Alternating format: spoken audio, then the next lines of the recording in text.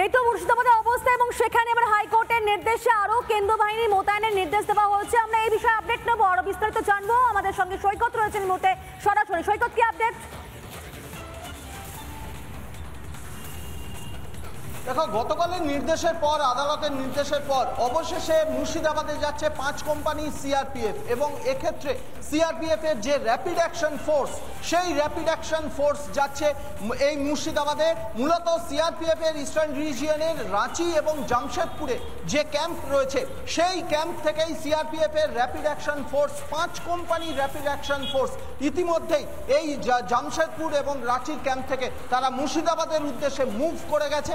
তারা মূলত শামশেরগঞ্জ এলাকায় যাবেন এবং সেখানে প্রশাসনের সঙ্গে প্রথমে কথা বলে তারপরেই ডিপ্লয়মেন্ট হবে। অর্থাৎ গতকালে যে আদালতের নির্দেশ, কলকাতা হাইকোর্টের যে নির্দেশ, সেই অনুযায়ী সেই নির্দেশ আসার পর গতকাল সল্টলেকের যে আইজি অফিস সিআরপিএফ এর, সেখানে আইজি অফিসে আইজি সহ আধিকারিকরা বৈঠকে বসেন এবং তারপরেই সিদ্ধান্ত হয় সিআরপিএফ এর যে র্যাপিড অ্যাকশন ফোর্স রাঁচি এবং জামশেদপুরে রয়েছে, সেখান থেকেই 5 কোম্পানি সিআরপিএফ এর র্যাপিড অ্যাকশন ফোর্স তারা মুভ করছে মুর্শিদাবাদে।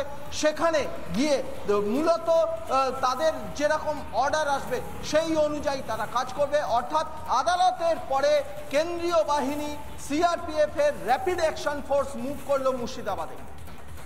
একেবারে সৈকত, অর্থাৎ আইজি এবং সিআরপিএফ এর মধ্যে বৈঠক এবং তারপরে সিদ্ধান্ত। ধন্যবাদ তোমাকে সৈকত। নজর রাখো এদিকে, আবারও আপডেট নেবো তোমার কাছ থেকে। তবে জানাচ্ছিলাম যেভাবে অশান্ত একেবারে মুর্শিদাবাদে একাধিক জায়গায়, সেখানে কিন্তু এবার দেখা যাচ্ছে সেখানে টহলদারি চালাচ্ছেন বিএসএফ এর আধিকারিকরা এবং একই সঙ্গে আইজি সিআরপিএফ এর প্রত্যেকের মধ্যে বৈঠক হয়েছে এবং সেই পরিবেশ কি শান্ত হচ্ছে, পরিবেশের ছবি কি বদলাচ্ছে? কারণ যেভাবে গতকালের রাতের ছবি আমরা দেখলাম, যেখানে রাজ্য পুলিশের উচ্চপদস্থ আধিকারিকরা তারা পৌঁছে গিয়েছিলেন মুর্শিদাবাদে এবং সেখানে তারা লাগাতার টহল দেন, লাগাতার সেখানে পেট্রোলিং করেন। কারণ মানুষ তো ভয় পেয়ে রয়েছেন, মানুষ তো ভীত সন্ত্রস্ত। পাবেন না কেন বলুন তো ভয়?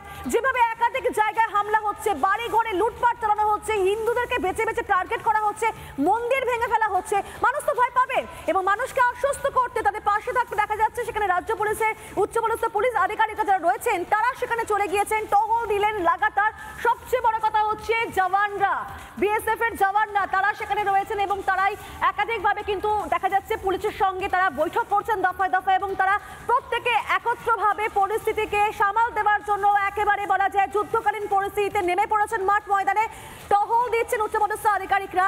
অগ্নিগর্ভ, ধুলিয়ান, শামশেরগঞ্জ, সুতি, একাধিক জায়গায় মুর্শিদাবাদের যে সিচুয়েশন এখন, সেটা কিন্তু মানুষকে মানুষ ভয় পেয়ে গেছে, ভীত সন্ত্রস্ত। এবং সেখান থেকে তাদেরকে বের করতে হবে, সেই ভয় থেকে তাদেরকে বার করতে হবে এবং পরিস্থিতিকে বদল করতে হবে।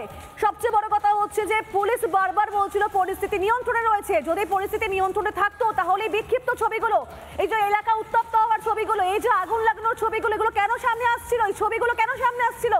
আর সেখানে কি পুলিশ এই সিচুয়েশনকে কন্ট্রোল করতে একেবারে ব্যর্থ ছিল? না হলে এভাবে কেন্দ্র বাহিনী কেন মোতায়েন করতে হচ্ছে? কেন্দ্র বাহিনী মোতায়েন করা হলো, বিএসএফ এর আধিকারিকরা তারা সেখানে পৌঁছলেন, লাগাতার টহলদারি এবং পুলিশের উচ্চপদস্থ আধিকারিকদের সঙ্গে দফায় দফায় বৈঠক। আজকের ছবিটা একবার জানবার চেষ্টা করবো। এই মুহূর্তে ভাস্কর রয়েছেন আমার সঙ্গে একেবারে সরাসরি। ভাস্কর, বিগত কয়েকদিন ধরে তুমি লাগাতার সেখানে রয়েছে, তোমার মাধ্যমে যাবতীয় ছবি আমরা জানতে পারছি, দেখতে পাচ্ছি কিভাবে অশান্ত হয়ে উঠছে দফায় দফায় মুর্শিদাবাদ একাধিক জায়গা। সেখানে বিএসএফ এর আধিকারিকরা তারা রয়েছেন, টহল দিচ্ছেন।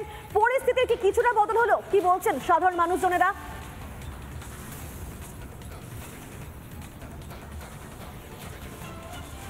একদমই পিউ, দেখো, নিঃসন্দেহে দাঁড়িয়ে যে পরিস্থিতি তৈরি হয়েছে মুর্শিদাবাদে, সেই পরিস্থিতি উদ্বেগজনক।